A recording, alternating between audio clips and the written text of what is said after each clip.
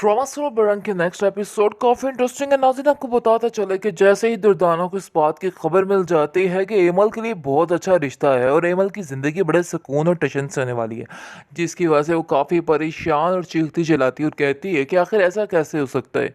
आयमा, तुम ऐसा हरगिज़ नहीं होने दोगी, कोई ना कोई ऐसी टांग अटका दो कि सब कुछ खत्म हो जाए। जिस पर वो कहती है कि अरे खाला ही इस बात के लिए बहुत ही हिमायत कर रही है उसकी, और मैंने तो बहुत कोशिश की उस पर इल्ज़ाम तराशी करने की भी, लेकिन बेसूद कोई फायदा नहीं हुआ है, क्योंकि कोई भी उसके बात खिलाफ करने को तैयार ही नहीं है। आगे से आप देखेंगे कि दुर्दाना कहती है कि तुम तो मेरी बेटी हो, गेम तो तुम चला ही सकती हो। खैर छोड़ो इन बातों को, तुम सिर्फ और सिर्फ अफवान की तरफ ध्यान दो, इसके अलावा और कुछ भी नहीं। तुम्हारे लिए ये ही गोल्डन चांस है। जिस पर आप देखेंगे वो कहती है कि वो ही इतना नकचड़ है कि मैं आपको क्या बताऊं। मैंने बहुत कोशिश की है एंड और उसके दरमियान काफ़ी ज़्यादा जंग डलवाने की, लेकिन कोई फ़ायदा हासिल नहीं हो रहा है। मुझे तो ऐसा लग रहा है कि जैसे ये औरत बहुत शातिर है, ये दोनों बहनें मिलकर पता नहीं क्या क्या गेम चलाना चाह रही हैं। दुर्दाना अब काफ़ी परेशान है, क्योंकि दुर्दाना को अपने सारे ख्वाब जाते हुए नज़र आ रहे हैं। उसको यकीन हो रहा है कि नहीं भाई, कुछ भी ठीक नहीं होने वाला है। एमल ही जंग जीत जाएगी और एनी ही जंग जीत जाएगी और ये औरत ऐसे ही रह जाएगी। लेकिन वो मरते दम तक हिम्मत नहीं हारेगी, अपनी चालाकियों को नहीं छोड़ेगी और अपनी बेटी को भी उसने यही सिखाया है। खैर वो फाखरा के पास आ जाती है और फाखरा को कहती है कि अरे बाजी, ये क्या तमाशा लगा रखा है आपने, आपको तो सबसे पहले अपनी भांजी के बारे में सोचना चाहिए था। अरे भाई, फाइक के बारे में बात कीजिए आयमा के देख के और बताइए कि ये मेरी भांजी है। ये वो आगे से फाखरा कहती है तुम्हारा दिमाग खराब हो चुका है। अरे भाई, उसने उसका नाम ही नहीं लिया तो मैं कैसे आखिर उसका नाम ले सकती हूँ। तुम्हारा दिमाग काम नहीं कर रहा है, तुम बिल्कुल अपने हवास खो बैठी हो। देखो मैं ऐसा नहीं कर सकती हूँ, उसकी किस्मत है तो उसको ही मिलेगी, इसलिए तुम अंदर इस तरह से शामिल होने की कोई भी कोशिश मत करना। देखा है, मुझे यकीन ही नहीं आ रहा कि आखिर मैंने क्या देखा है। अफान भी वही बात आकर अपनी माँ से करता है और कहता है कि मुझे ये हालात कुछ ठीक नहीं लग रहे। बस आप जितनी जल्दी हो सके इस लड़की की शादी कर दीजिए और इसको यहाँ से रुखसत कर दीजिए। आगे से फाखरा कहती है कि बेटा ऐसी क्या बात हो गई है, मुझे तुम कुछ परेशान लग रहे हो। कोई ना कोई तो ऐसी बात ज़रूर है जिसकी वजह से तुम्हारी टेंशन में इजाफा होता जा रहा है।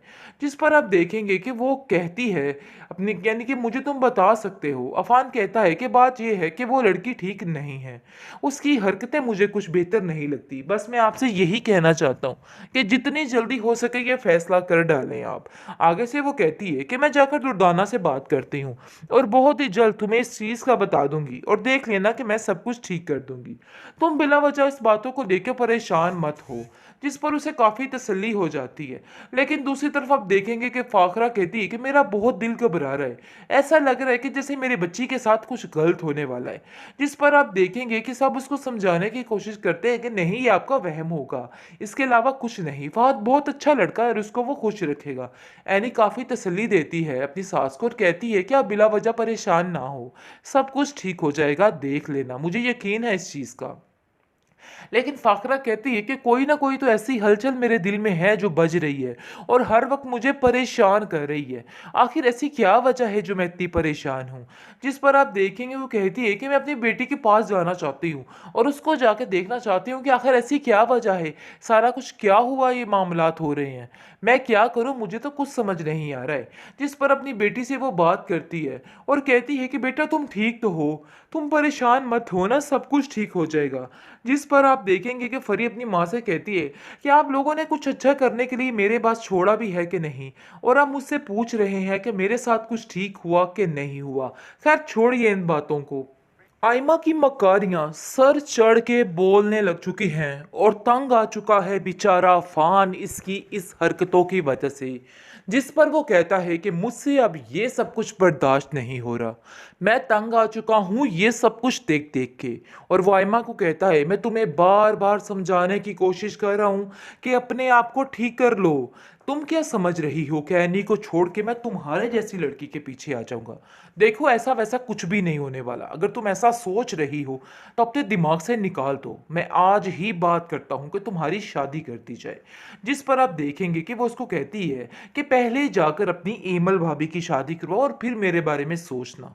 पता नहीं क्यों तुम्हें बार बार मेरी ही तरफ ध्यान जा रहा है।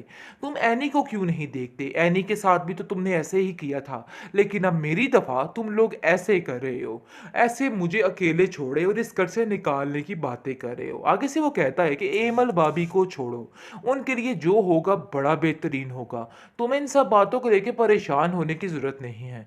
घर आके अफान अपनी खाला से कहता है कि जितनी जल्दी हो सके अपनी बेटी का रिश्ता तलाश करना शुरू कर दीजिए, क्योंकि मैं तंग आ चुका हूं। कभी वो एमल के पीछे और कभी एनी के पीछे खवार होती रहती है, पता नहीं कब उसका दिमाग ठिकाने पर आएगा।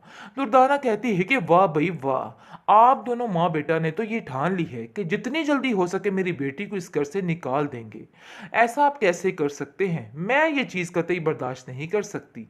ऐसा तो मैं नहीं होने दूंगी, क्योंकि दुर्दाना अपनी बेटी के साथ मिलकर और ही जाल बिछाना चाह रही है, और ही चालें चल रही है। वो तो जान ही नहीं सकती कि ऐसा होगा।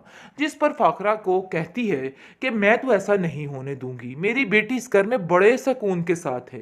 लेकिन फाखरा कहती है कि मैं बहुत जल्द ये फैसला करने वाली हूँ, और ये बात तुम भी अपने दिमाग में बिठा लो और इन बातों की अब तैयारियां शुरू कर दो, क्योंकि मैंने जो कुछ देखा है मुझे यकीन ही नहीं आ रहा कि आखिर मैंने क्या देखा है। अफान भी वही बात आकर अपनी माँ से करता है और कहता है कि मुझे ये हालात कुछ ठीक नहीं लग रहे, बस अब जितनी जल्दी हो सके इस लड़की की शादी कर दीजिए और इसको यहाँ से रुखसत कर दीजिए। आगे से फाखरा कहती है कि बेटा ऐसी क्या बात हो गई है, मुझे तुम कुछ परेशान लग रहे हो, कोई ना कोई तो ऐसी बात जरूर है जिसकी वजह से तुम्हारी टेंशन में इजाफा होता जा रहा है।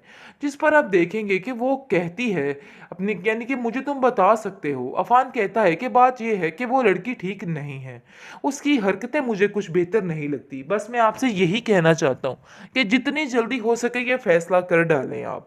आगे से वो कहती है कि मैं जाकर दुर्दाना से बात करती हूँ और बहुत ही जल्द तुम्हें इस चीज़ का बता दूंगी, और देख लेना कि मैं सब कुछ ठीक कर दूंगी।